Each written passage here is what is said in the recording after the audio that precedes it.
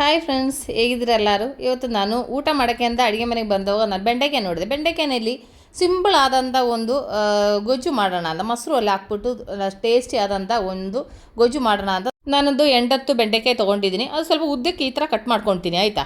ಅವಾಗ ನಾನು ಇದೇ ಥರ ರೌಂಡಾಗಿ ಕಟ್ ಮಾಡ್ಕೊತೀನಿ. ಅದಾದಮೇಲೆ ಒಂದು ಬೌಲ್ ತೊಗೊಂಡೆ. ಇದರಲ್ಲಿ ಅರ್ಧ ಕಪ್ಪು ಮೊಸರು ಹಾಕ್ಕೊಳ್ತಾ ಇದ್ದೀನಿ.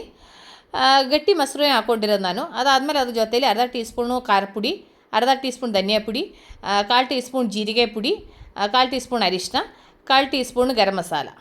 ಇದಿಷ್ಟು ಹಾಕಿದ ಮೇಲೆ ಇದು ಚೆನ್ನಾಗಿ ಈ ಥರ ಮಿಕ್ಸ್ ಮಾಡ್ಕೋಬೇಕು. ಈಗ ನೋಡಿ, ಇದು ಚೆನ್ನಾಗಿ ಈ ಥರ ಮಿಕ್ಸ್ ಮಾಡ್ಕೊಂಡಿದ್ದೀನಿ. ಇದಿಲ್ಲಿ ಇರಲಿ.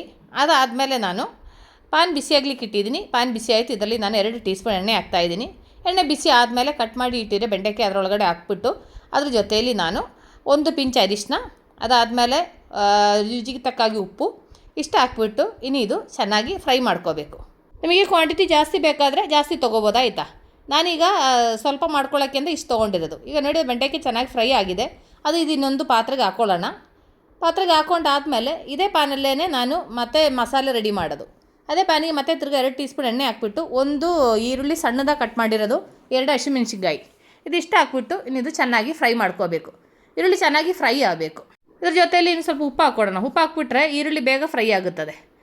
ನೋಡಿ, ಈರುಳ್ಳಿ ಚೆನ್ನಾಗಿ ಫ್ರೈ ಆಗಿದೆ. ಇನ್ನು ನಮಗೆ ಇದರಲ್ಲಿ ನಾವು ಮೊಸರು ಮಿಕ್ಸ್ ಮಾಡಿ ಇಟ್ಟಿರೋದಿದೆ ಅಲ್ಲ, ಅದು ಇದರೊಳಗಡೆಗೆ ಹಾಕ್ಕೊಳ್ಳೋಣ.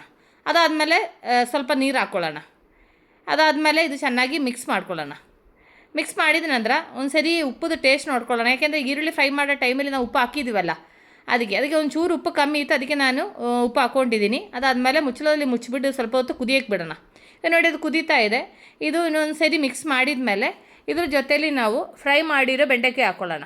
ಬೆಂಡೆಕಾಯಿ ಹಾಕಿದ ಮೇಲೆ ಇದು ಚೆನ್ನಾಗಿ ಮಿಕ್ಸ್ ಮಾಡ್ಕೋಬೇಕು.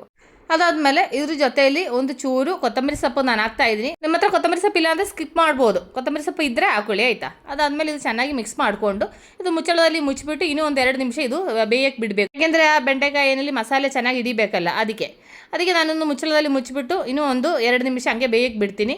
ಈಗ ನೋಡಿ, ಒಂದು 2 ನಿಮಿಷ ಆಗಿದೆ. ಇದೊಂಥರ ಗೊಜ್ಜು ಥರನೇ, ಆಯಿತಾ? ತುಂಬ ಸಾರು ಥರ ಮಾಡಲ್ಲ, ಒಂದು ಗೊಜ್ಜು ಥರ ಅನ್ನಕ್ಕೆ ಸೈಡ್ ಡಿಶ್ ಆಗಿ ಮಾಡ್ಕೋಬೋದು. ತುಂಬ ಟೇಸ್ಟಿಯಾಗಿರುತ್ತೆ, ಆಯಿತಾ ಫ್ರೆಂಡ್ಸ್? ಇದು ನೀವು ಮಿಸ್ ಮಾಡಿದ್ರೆ ಒಂದು ಸರಿ ಮಾಡಿ ನೋಡಿ, ಆಯಿತಾ? ಆವಾಗ ಅದ್ರದ್ದು ಟೇಸ್ಟ್ ಗೊತ್ತಾಗೋದು. ನಮ್ಮದು ಬೆಂಡೆಕಾಯಿ ಗೊಜ್ಜು ರೆಡಿಯಾಗಿದೆ. ನಾನು ಮೊಸರು ಅಲ್ಲಿ ಹಾಕ್ಬಿಟ್ಟು ಮಾಡಿರೋದು ತುಂಬ ಟೇಸ್ಟಿಯಾಗಿದೆ. ನಾನು ಸ್ಟವ್ ಆಫ್ ಮಾಡಿದ್ದೀನಿ.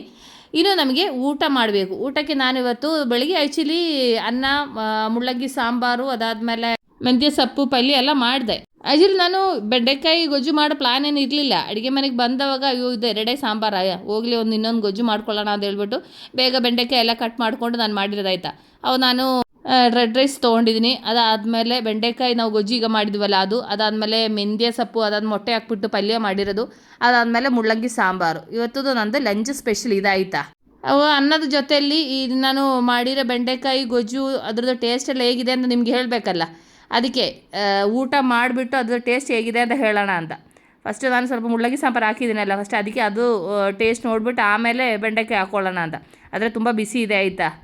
ನಾನು ಅದು ಬೆಂಡೆಕಾಯಿನೂ ಅನ್ನ ಜೊತೆಲಿ ಮಿಕ್ಸ್ ಮಾಡಿಕೊಂಡು ಸ್ವಲ್ಪ ಟೇಸ್ಟ್ ನೋಡ್ತಾ ಇದ್ದೀನಿ, ಹೇಗಿದೆ ಅಂತ ನೋಡೋಣ. ಫ್ರೆಂಡ್ಸ್, ನೀವು ಅನ್ಕೋಬೇಡಿ ಇದು ಬೆಂಡೆಕಾಯಿ ಮೊಸರಲ್ಲಿ ಮಾಡಿರೋದಕ್ಕೆ ತುಂಬ ಹುಳಿ ಇರುತ್ತೆ ಅಂತ. ಹುಳಿ ಏನಿಲ್ಲ, ಆಯಿತಾ? ಅದು ತುಂಬ ಒಂದು ವೆರೈಟಿ ಟೇಸ್ಟ್ ಇದೆ ಫ್ರೆಂಡ್ಸ್. ಅವಾಗ ನೀವು ಇದು ಟ್ರೈ ಮಾಡಿ ನೋಡಿ. ಅವಾಗ ನಾನು ಸ್ವಲ್ಪ ಹೊತ್ತು ಹೋಗಿ ಕೂತ್ಕೊಂಡು ಊಟ ಮಾಡ್ತೀನಿ ಫ್ರೆಂಡ್ಸ್. ಅವಾಗ ನೆಕ್ಸ್ಟ್ ಹೊಸ ವಿಡಿಯೋಗೆ ಸಿಗೋ ತನಕ take care, bye, see you.